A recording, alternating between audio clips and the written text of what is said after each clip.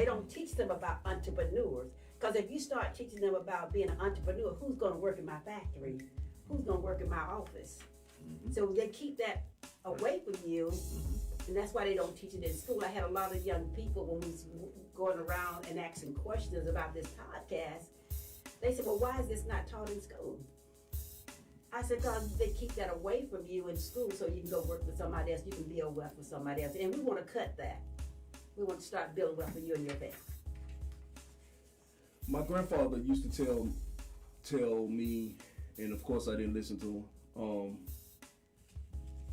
to try to save 20% of your income. Pay yourself first.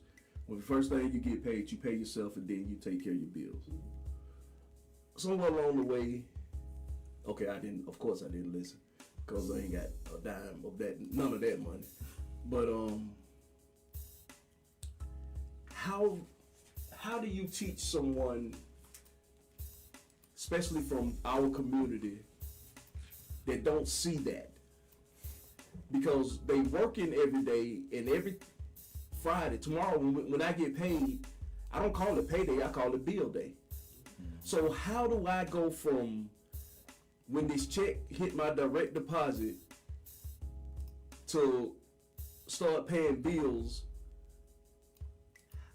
How can I figure out where I can save, or where do I have room to save, or to put some back, or how to pay myself? How? Well, it's too late when you get on payday.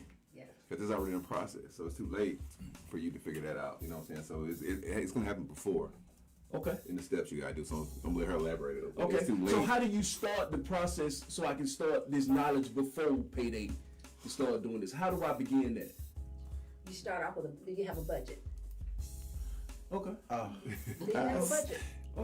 That's just a simple question. 101. Do you have a budget? Oh, do I have a budget? Yes, do you have a budget? I think my wife has a budget. Do you have a budget?